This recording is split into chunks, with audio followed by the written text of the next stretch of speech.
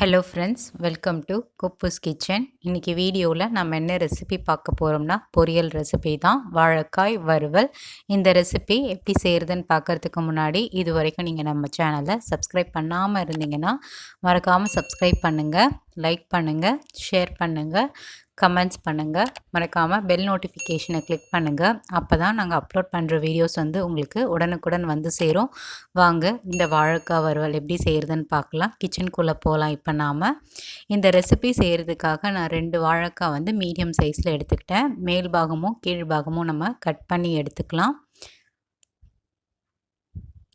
இதே போல் 2 வாழைக்காயிலையும் மேல் பாகமும் கீழ் பாகமும் கட் பண்ணி எடுத்துட்ட பிறகு பீலரை வச்சு நம்ம தோலை சீவி எடுத்துக்கலாம்.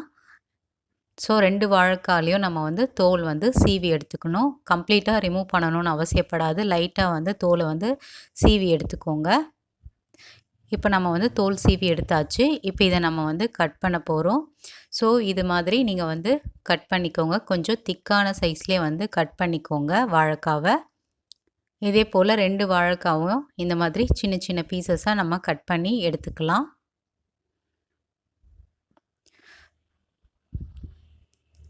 வாழைக்காய் கட் பண்ணி எடுத்தாச்சு. இந்த மாதிரி திக்கான சைஸில் கட் பண்ணி எடுத்து வச்சாச்சு. இப்போ இதை நம்ம தண்ணியில் போட்டு லைட்டாக வாஷ் பண்ணி எடுத்துக்கலாம் வாழைக்காவை.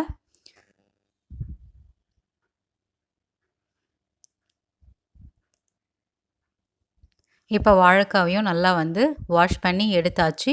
இப்போ நம்ம இதை வேக வச்சு எடுக்கணும். இதுக்கு நான் பாத்திரத்தில் தேவையான அளவு தண்ணியை சேர்த்துட்டேன்.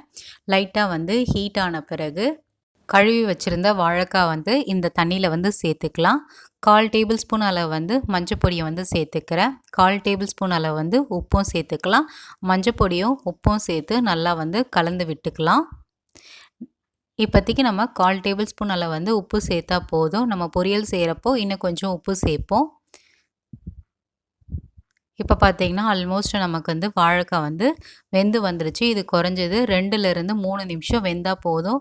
ஓவராக குக் ஆகணும்னு அவசியப்படாது. மேக்ஸிமம் 2 to 3 மினிட்ஸ் தான் இந்த வாழைக்காய் வெந்து வரணும். இப்போ நம்ம வடிகட்டி எடுத்துக்கலாம் இந்த வாழைக்காய் எல்லாத்தையும். அடுத்து ஒரு மிக்சிங் பவுல் எடுத்துகிட்டு வேக வச்சு வடிகட்டி வச்சுருந்த வாழைக்காய் மிக்சிங் பவுலில் சேர்த்துக்கலாம். இப்போ மசாலாஸ்லாம் 1 by 1 நம்ம ஆட் பண்ணிக்கலாம். 1 டேபிள் ஸ்பூன் அளவு ரெட் சில்லி பவுடர் நான் சேர்த்துக்கிறேன். அடுத்து 1/2 டேபிள் ஸ்பூன் அளவு கரம் மசாலா சேர்த்துக்கலாம். அடுத்து 1/2 டேபிள் ஸ்பூன் அளவு தனியாத்தூளை சேர்த்துக்கலாம். அடுத்து 1/4 டேபிள் ஸ்பூன் அளவு உப்பு சேர்த்துக்கலாம். உப்பு உங்கள் சுவைக்கு ஏற்ற மாதிரி ஆட் பண்ணிக்கோங்க. இன்கேஸ் பத்தலைனா இன்னும் கூடுதலாகவும் போட்டுக்கோங்க. இப்போ நம்ம எல்லா மசாலாவையும் சேர்த்துட்ட பிறகு இதை லைட்டாக கிளறி விடலாம். ரொம்ப ஹார்டாக கிளறாதீங்க. சாஃப்டாக நீங்கள் ஜென்டலாக இந்த மாதிரி மிக்ஸ் பண்ணி விடுங்க. இப்போ வாழைக்காயில் எல்லா மசாலாவையும் நல்லா படர்ந்து வந்துருச்சு. அடுத்து வாழைக்காய் வறுத்து எடுத்துக்கலாம். கேஸ் ஸ்டவ் ஆன் பண்ணிவிட்டு பேன் வச்சுட்டேன். பேன் நல்லா சூடான பிறகு 4 டேபிள் ஸ்பூன் அளவு கடலெண்ணெய் சேர்த்துக்கிட்டேன். எண்ணெய் நல்லா காஞ்ச பிறகு 1/4 டேபிள் ஸ்பூன் அளவு கடுகு சேர்த்துட்டு கடுகு நல்லா பொரிஞ்ச பிறகு 1/4 டேபிள் ஸ்பூன் அளவு உளுந்தம்பருப்பை சேர்த்துட்டு உளுந்தம்பருப்பு கொஞ்சமாக வறுபட்ட பிறகு 5லேருந்து 6 பல் பூண்டை நான் தட்டி சேர்த்துக்கிறேன். இது எண்ணெயிலே நல்லா வறுபட்டு வரட்டும். அடுத்து 5லேருந்து 6 கருவேப்பிலையை சேர்த்துக்கிறேன். கருவேப்பிலையை நல்லா இந்த எண்ணெயிலே வதங்கி வரட்டும்.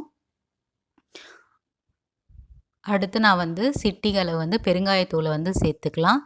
அடுத்து நம்ம தயார் பண்ணி வச்சுருந்த வாழைக்காய் மசாலா இதில் ஒன்றா இந்த பேனில் சேர்த்துக்கலாம்.